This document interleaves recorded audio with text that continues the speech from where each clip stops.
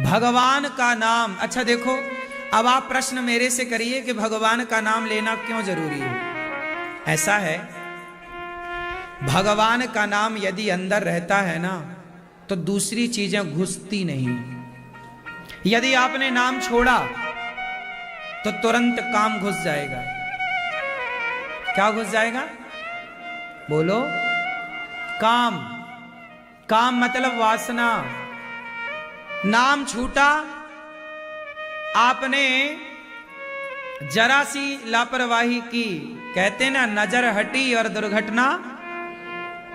नजर जरा भगवान से हटी कि उसी क्षण बैठा है पाप। तुम्हारे पाप तुम्हारे सिर पर मंडराते हैं, तुम्हारे आसपास नेगेटिविटी होती है, नकारात्मकता। इस ब्रह्मांड में दोनों चीजें हैं, पॉजिटिविटी और नेगेटिविटी, सकारात्मकता नकारात्मकता। आपने जरा छाता हटाया कि आप भीगना स्टार्ट हो जाएंगे। छाता कर लिया ऊपर, बच गए। यही है, राम नाम की छतरी जरा हट जाएगी, भगवान की कथा की नाम जप की छतरी हट जाएगी तो आपके ऊपर काम क्रोध लोभ बुराइयों की बारिश स्टार्ट हो जाएगी। फिर काम, जहां राम गए तो कौन आया? रावण के भीतर राम नहीं थे इसलिए काम घुस गया। विभीषण के भीतर राम थे तो काम नहीं घुस पाया, और रावण के काम ने ही तो रावण का काम तमाम कर दिया। रावण के भीतर क्या घुस गया? बोलो, क्या घुसा? काम। पराई औरत को देखना, यही तो काम है। काम मतलब काम वासना, विषय विकार। इसलिए तो भगवान से कहते हैं, आप सब गाते विषय विकार मिटाओ, लाल वाली मैया को जगाओ, कब से सो रही हैं हो मैया, कब से सो रही हो, जागो अब तो तुम भी, कथा शुरू हुई है, जागो प्यारी मैया। हाँ मैया राम राम। हो गई नींद? हम लोग क्या गाते हैं? विषय विकार मिटाओ,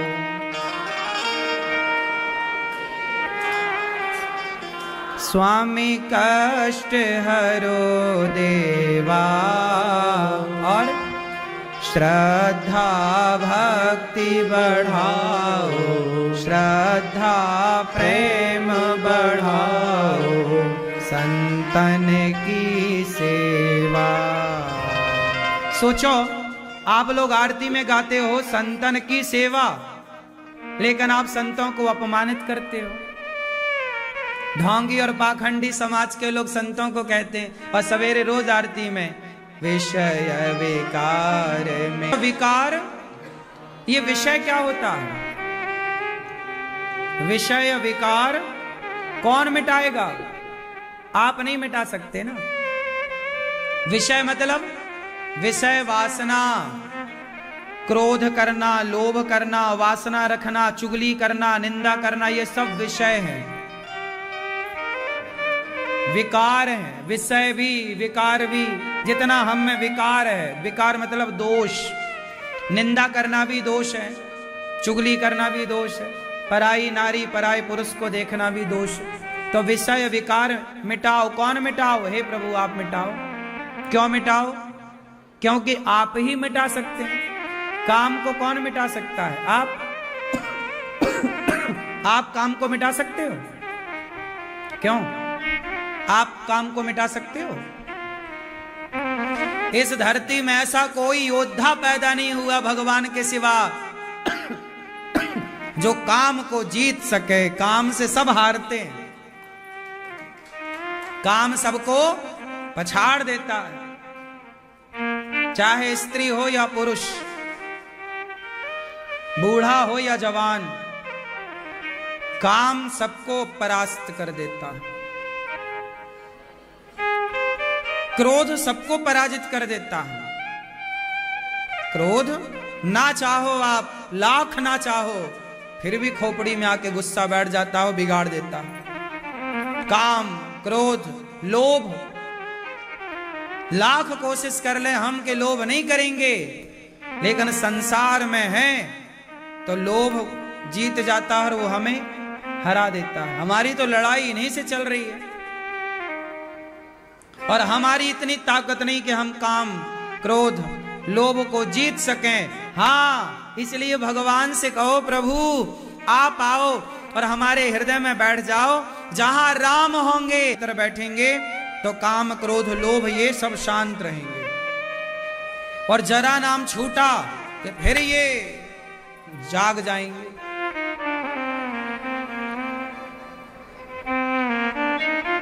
फिर से ये जाग जाएंगे। कुंभकर्ण क्या करता था? सोता रहता था। कुंभकर्ण क्या करता? बोलो मेरी मां। हाँ मैया, आपकी कुंभकर्ण से बात हुई? हाँ? नहीं, पीछे लाल मैया। हाँ, अभी सो रही थी ना। कहां चले कुंभकर्ण से बात करने?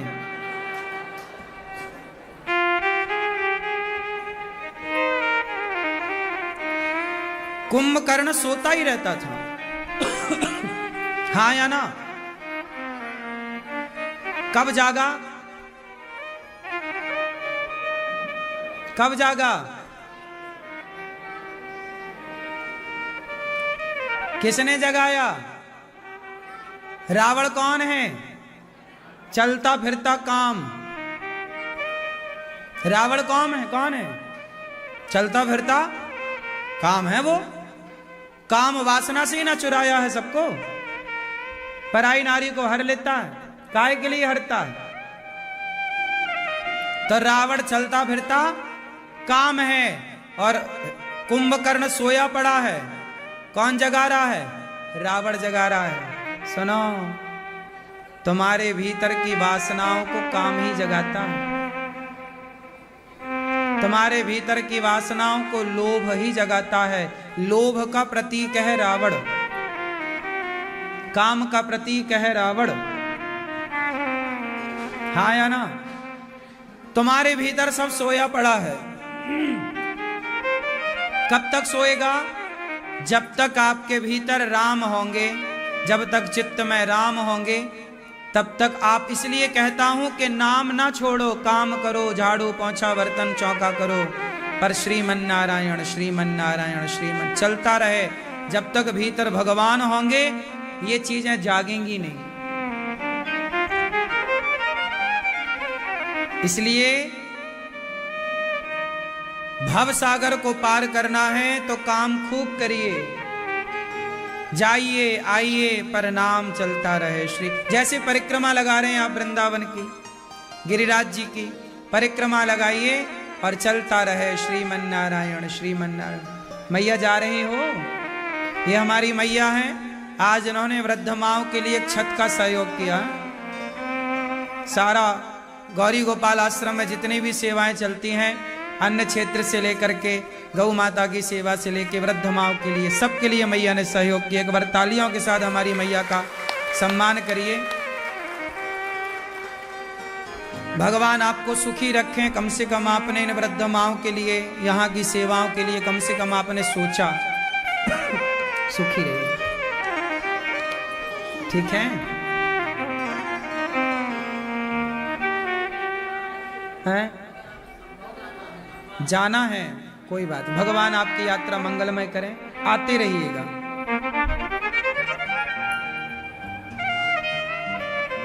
तो भगवान, बैठो। भगवान का नाम कभी ना छूटे, कोशिश करिएगा। ये कलयुग है। मुझे पूरा विश्वास है कि जो भगवान का नाम लेता है उसके भीतर भगवान की करुणा कृपा होती ही होती है। नाम बड़ा काम करता। अच्छा ये बताओ, भगवान बड़े कि भगवान का नाम बड़ा? कौन बड़ा? कौन बड़ा? हाँ, राम से बड़ा राम का अंत में निकला, यही ठीक है, सही है। आप बताओ पंखे वाले भैया, राम से बड़ा राम का नाम कैसे सिद्ध करो?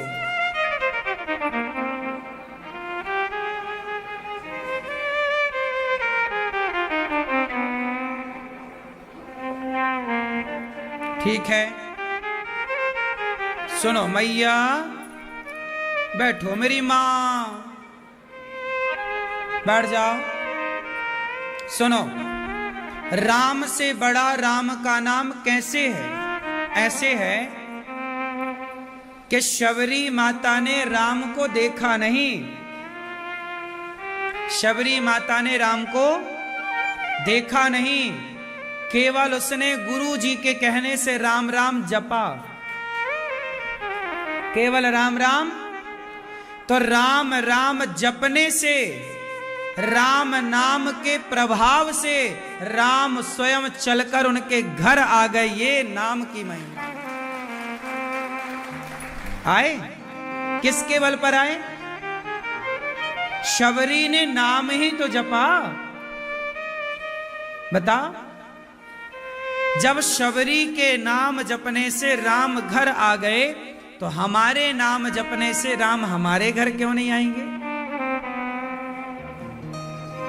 इसलिए शबरी माता इस बात की प्रमाण है। कब शबरी काशी को धाई, कब पढ़े आई गीता, साचे मन के मीता, रघुवर साचे मन के मीता।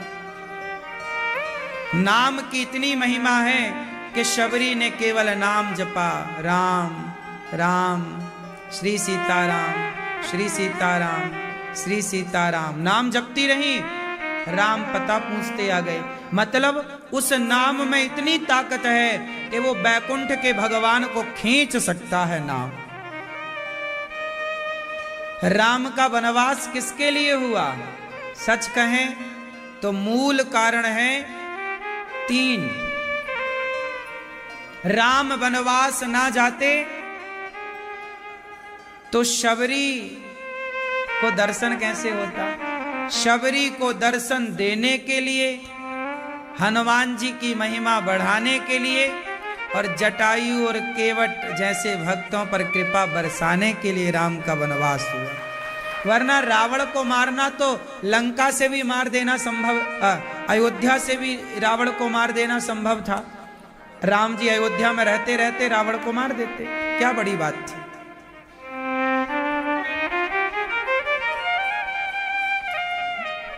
तो इसलिए कहता हूं, शबरी नाम जप रही है, श्री सीताराम, श्री सीताराम। आप भी नाम जपो। मीराबाई, राम से बड़ा राम का, इसलिए मीराबाई कहती हैं, पायो जी मैंने राम रतन धन। मीराबाई क्या जपती हैं? हर समय मेरे तो गिरधर गोपाल, मेरे तो गिरधर गोपाल। बस इसी नाम के बल पर गिरधर गोपाल, गिरधर गोपाल, गिरधर गोपाल, गिरधर गोपाल जप जप करके मीरा ने अपने आप को अमर कर लिया। ये नाम की महिमा है।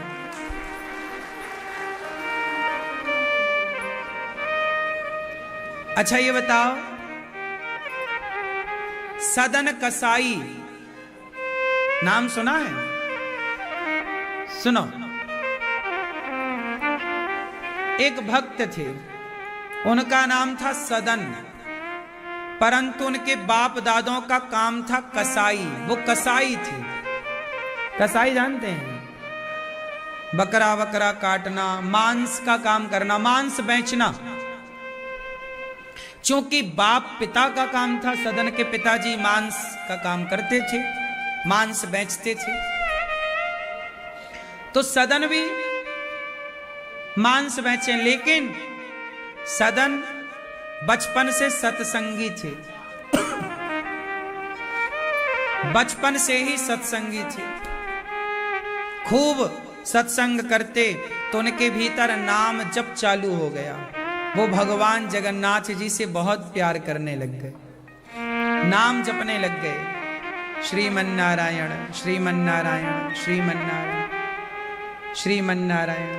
खूब नाम जपें और जगन्नाथ जी का ध्यान करें। श्रीमन्नारायण कौन है? जगन्नाथ जी, और नारायण ये दो नहीं, एक ही, सही है। अब सदन कसाई थे तो कसाई। एक बार क्या हुआ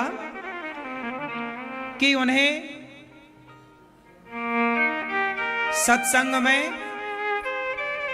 बैठे कीर्तन चल रहा था, तो सदन कसाई भी कीर्तन कर रहे थे पीछे बैठकर। सत्संग पूरा हुआ, सभी लोग चले गए, पर सदन कसाई नाम जपते ही रहे, श्रीमन्नारायण श्री। वो मस्त रहे। तो जो संत जी थे कथा सुनाने वाले, उन्होंने सोचा कि अच्छा संत जी को पता नहीं कि ये कसाई है, उन्हें तो ये लगा कि ये कोई भक्त है। तो संत जी ने अपने शालिग्राम भगवान उन्हें दे दिए। शालिग्राम भगवान संत जी देकर सदन को चले गए। अच्छा सदन को ये नहीं पता था कि ये भगवान है, उन्हें लगा कि ये कोई पत्थर है। और संत जी ने जाते जाते ये कहा कि ये सच का हिसाब करते हैं। तो सदन कसाई उस पत्थर को ले गया और गुरु के वचनों पर विश्वास था कि ये सच के पक्षधर हैं, तो वो तराजू पे रख दिया एक पलड़े पर, बाट की जगह। बाट जानते हैं, 1 किलो 2 किलो का जो होता है। अब सदन कसाई तराजू के एक पलड़े पर शालिग्राम भगवान को रखता और दूसरे पल्ले पर मांस तौलकर ग्राहकों को देता, और तौलता किससे? बाट से। और बाट से कहता कि हे सत्य के भगवान 5 किलो का तौल तौल दो, तो वो भगवान 5 किलो के हो जाएं। वो कहे कि 1 किलो का तौल तौलना है तो भगवान 1 किलो के हो जाए। उसी बाट से वो 100 ग्राम का तौल भी तौलता, उसी बाट से वो 10 किलो का तौल भी तौल देता। एक रत्ती ना कम। जब हिसाब करने भगवान ही बैठे हैं तो कहां कम ज्यादा होना था। चलता चलता समय गुजरता गया। एक साधु वहां से निकला।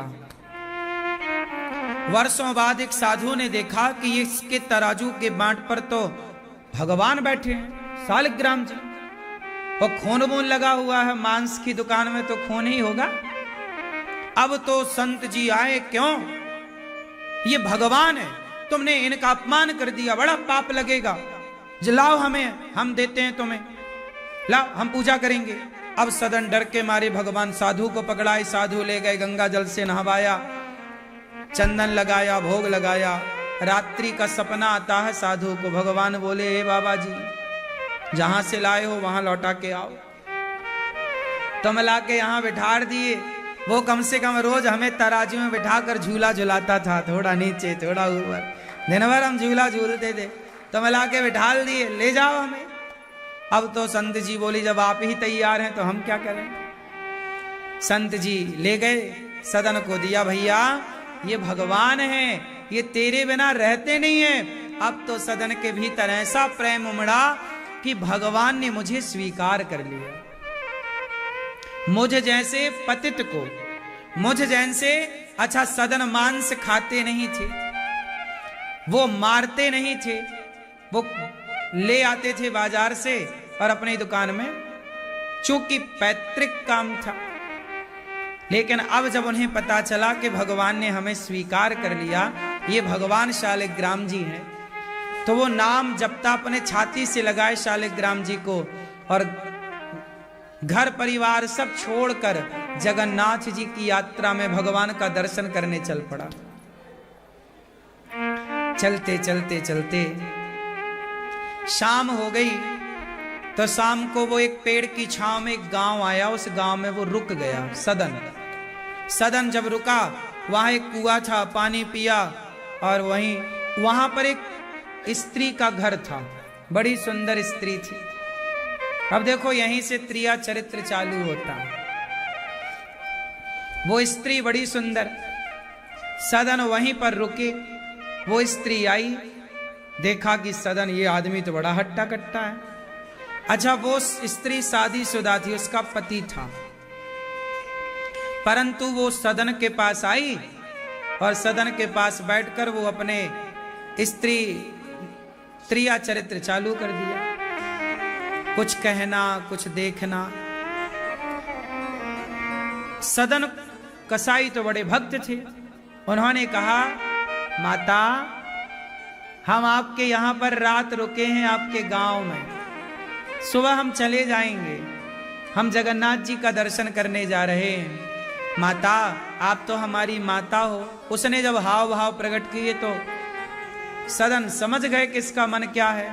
तब सदन ने कहा कि आप तो हमारी माता हो, आप ये क्या कर रही हो हमारे सामने। तब उस महिला को लगा, अच्छा तुझे मेरे पति से डर है, चिंता ना करो, मैं अभी पति को निपटा कराती हूं। सदन उसे बहुत पसंद आया, वो महिला सदन पे लट्टू हो गई। सदन सुंदर भी थे। भैया वो महिला गई और अपने सोते हुए पति की गर्दन पर तलवार चला दिया, उसका पति मर गया। और जब मरा तो सदन के पास आई, बोले मैंने अपने पति को मार दिया, चलो हम तुम्हारे संग भाग चलते। सदन बोले मैं तो भगवान का दर्शन करने जा रहा हूं माता। बार बार जब ये माता माता बोले तो उसे गुस्सा आ गई महिला को, उसने चिल्लाना शुरू कर दिया, अरे बचाओ बचाओ, इसने हमारे पति को मार दिया। लो भैया, अब झूठा कलंक लगा दिया, किसने हमारे खुद मारा, और सदन पे आरोप लगा दिया किसने हमारे पति को मारा और ये हमें लेके भागना चाहता है। अब भैया सवेरा हुआ, लोग इकट्ठे हुए, सदन को लोगों ने मारा और जो उनके भगवान जी थे शालिग्राम लोगों ने छीन लिए, राजा के पास ले गए। राजा के पास गए, दरबार लगा, राजा साहब बैठे, क्या मामला है। महिला बताई, महाराज मैं तो आपके राज्य की एक गरीब महिला हूं, ये आदमी पता नहीं कहां से आया, इसने मेरे पति की हत्या कर दी और मेरा हाथ पकड़कर भागना चाहता है। राजा ने सदन से पूछा, क्यों, ये महिला सही कह रही है। सदन बोले, महाराज मैं तो जगन्नाथ जी की यात्रा में जा रहा हूं, यही महिला बार बार कह रही थी कि हमारे संग भाग चलो, और जब मैंने मना किया तो इसने ही अपने पति को मार दिया। राजा को विश्वास नहीं हुआ कि भाई एक स्त्री अपने पति को क्यों मारेगी। राजा बोला कि तू झूठ बोल रहा है, और राजा ने सदन को दंडित कर दिया। क्या दंड दिया? बोले तुमने इन्हीं हाथों से इसके पति को मारा है, अब हम तुम्हारे दोनों हाथ काट लेंगे। सदन को राजा ने दंड दिया कि इसके दोनों हाथ काट लिए जाएं। लो भैया, सदन के दोनों हाथ काट दिए गए। जब दोनों हाथ कटे, सदन बोला, वाह प्रभु, आपकी लीला विचित्र है, आपके भी हाथ छोटे छोटे हैं, तो हम आपके पास आ रहे तो हमारे भी हाथ आपने छोटे छोटे करा दिए, है ना। आप अपने जैसा बना दिए हमें। भगवान जी के भी हाथ ऐसे ना, आधे आधे जगन्नाथ जी के, बोले लो अपने जैसा बना दिए। लेकिन सदन वहां दंड पाकर भी सदन बोले, कोई बात नहीं, ये प्रभु की लीला है। देखो कई बार आप ना दुखों से घबरा जाते हैं कि अब आप होते तो क्या बोलते, अरे मैं तो इतना बड़ा भक्त था और देखो मेरे हाथ कटवा दिए भगवान ने, रोका क्यों नहीं। अभी क्यों नहीं रोका, अभी इसकी कथा भी आएगी, अभी सुनाऊंगा। लेकिन अभी मैं आपको ये बताऊं कि जो भक्त होता है ना, उसका लक्षण भक्त का लक्षण ही है। जैसे जल का स्वभाव कैसा है, जल का स्वभाव कैसा है, शीतल। अग्नि का स्वभाव कैसा है, गर्म। क्या आग कभी ठंडी हो सकती है? बोलो, क्या आग कभी ठंडी हो सकती? नहीं। जैसे अग्नि कभी ठंडी नहीं हो सकती, जल हमेशा, जल का स्वभाव शीतल है, उसी तरह भक्त का स्वभाव कैसा है कि वो हर परिस्थिति में ईश्वर की कृपा मानता है और वो शिकायत नहीं करता कि ऐसा क्यों हुआ मेरे साथ। ये भक्त की क्वालिटी है। यदि शिकायत है तो अभी वो परफेक्ट भक्त नहीं है। वो क्या कहेगा, अरे भगवान मैंने तुम्हारी इतनी पूजा की, ऐसा क्यों हुआ, ये कह दिया मतलब भक्त के लक्षण अभी आए नहीं। ईश्वर जैसा करें वैसे में हम सब कुछ स्वीकार करें। अब जब हाथ काटे गए सदन के, सदन चले, वैसे ही कटे हाथों में सदन ने आगे की यात्रा जारी रखी। चले चलते चलते जब वो जगन्नाथ जी पहुंचे तो भगवान जगन्नाथ जी ने पुजारियों से कहा कि मेरा भक्त आ रहा है, जाओ पालकी पर बिठा कर लाओ। अब जगन्नाथ जी की पूजा करने वाले पुजारियों को लगा ऐसा कौन भक्त आ गया। भगवान बोले उसके हाथ नहीं है, वो आ रहा। पुजारी पालकी लेकर गए, सदन मिले तो पालकी पर बिठाया और पालकी पर बिठा करके सदन को लेकर के आए। जैसे ही सदन मंदिर में घुसे और जगन्नाथ जी को देखा तो भगवान को देखकर प्रणाम करना चाहा। सदन जैसे ही प्रणाम करने के लिए हाथ बढ़ाए, उनके दोनों हाथ फिर से जस के तस प्रकट हो गए, उग आए, ठीक हो गए, हाथ वापस हो गए। हाथ आए, सदन ने देखा प्रभु आपने तो हाथ मेरे लौटाए, लेकिन ये बताओ कि जब हाथ लौटाने ही थे तो कटवाए क्यों? जब हाथ लौटाने ही थे तो कटवाए ही क्यों? तब भगवान जगन्नाथ जी ने सदन से कहा कि सदन, बात ऐसी है कि पिछले जन्म का तुम्हारा एक हिसाब बाकी था, वो हिसाब के लिए तुम्हारे हाथ कटवाए। अच्छा, क्या बाकी था प्रभु? तब भगवान जगन्नाथ जी बोले कि आप तो भूल गए, हम लोग भूल गए कि हमारा पिछला क्या है, लेकिन भगवान को तो सब याद है। तो भगवान बोले कि पिछले जन्म में सदन आप बहुत बड़े संत थे, आप जंगल में तपस्या कर रहे थे कि तभी वहां से कसाई निकला और कसाई के हाथ से गाय छूट करके तुम्हारे सामने से गाय भागी। तो कसाई ने तुमसे पूछा कि गाय किस ओर गई है, तो तुमने गाय का सही पता बताया कि गाय इस ओर गई है। कसाई जाता है, कसाई गाय को पकड़ता है और गाय का गला काट देता है। तुम ना बताते तो गाय की रक्षा हो जाती, तुमने बता दिया तो गाय मर गई। वही गाय जो पिछले जन्म में गाय थी, वही गाय इस जन्म में स्त्री बनी। वही स्त्री जिसके कारण तुम्हारे हाथ काटे गए, वही महिला जो गाय थी इस जन्म में स्त्री बनी और उसने अपने पति का सिर काटा, क्योंकि पिछले जन्म में उसका पति जो आज है, पिछले जन्म में वही कसाई था। तो कसाई ने गाय का सिर काटा था तो गाय बनी स्त्री, कसाई बना पति, तो पत्नी ने पति का सिर काट करके बोले उन लोगों का हिसाब चुक गया पिछले जन्म का। पहले उसका सिर उसने काटा तो इसने उसका सिर काटा, हिसाब चुका।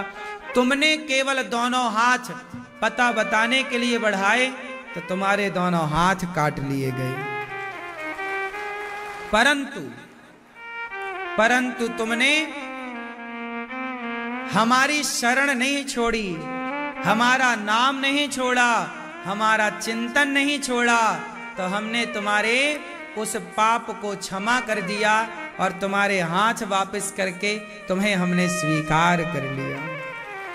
सोचिए, कि गौ हत्या का भी पाप हमसे हो जाए तो वो पाप भगवान के नाम और भगवान के ध्यान से धुल जाता है। भगवान के नाम और भगवान के ध्यान से धुल जाता है। इसलिए अधिक से अधिक भगवान का ध्यान करना सीखिए, अधिक से अधिक भगवान का नाम जपना